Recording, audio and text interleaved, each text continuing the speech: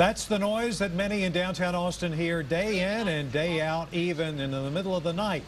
Last year, when we first told you this loud story, the owner of the tracks, Union Pacific, was under the assumption the two downtown crossings were public, meaning by law their train conductors had to sound the train's horn. Only after KXAN started investigating did we find out the crossings there are private, and therefore the trains are not required to blow their horns. Our city reporter Reagan Hackelman joins us live from one of those private crossings. And Reagan, even though the trains are not required to blow their horns, it's still happening, right?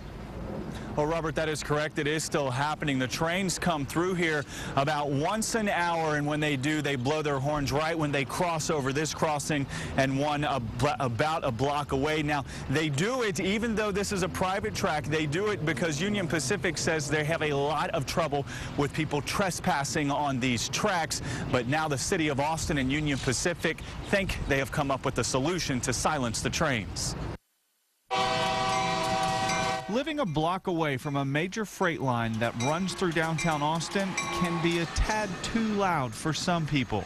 It's incredibly loud. You can hear it resonating through the whole building at various times during the day and night. Others who have lived in the area for decades say the train was there well before the new apartments and condos. You don't do your due diligence and your research about where you're going to live. It's your own fault. They have no right to complain about that. Either way, the city says the area is changing and it's time to do something about the train and its very loud calling card.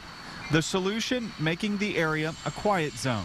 But we really do need to move forward as the urban area continues to urbanize and densify right around the tracks. Trespassing on the tracks is also a problem, one that Union Pacific says forces them to keep blowing their warning horns. People not paying attention, got their headphones on, walking on the tracks. Not safe at all.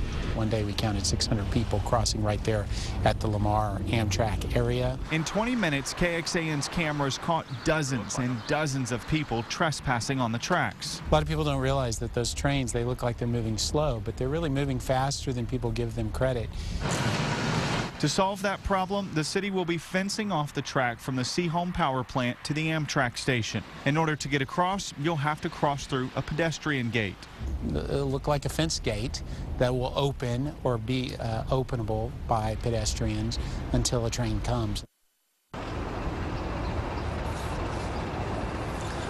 Now, as far as those two quiet zones go, they will put them in downtown Austin, or I should say just west of downtown Austin at this crossing, which is Pressler, and the other crossing about a block away, which is on Paul Street. Those are both in between Mopac and Lamar, just west of Lamar in downtown Austin. The city is not sure how long it will take them to get those up and running. Basically, they're going to have to put some sort of control arms here to stop traffic coming through, going to the other side during when the train is coming through.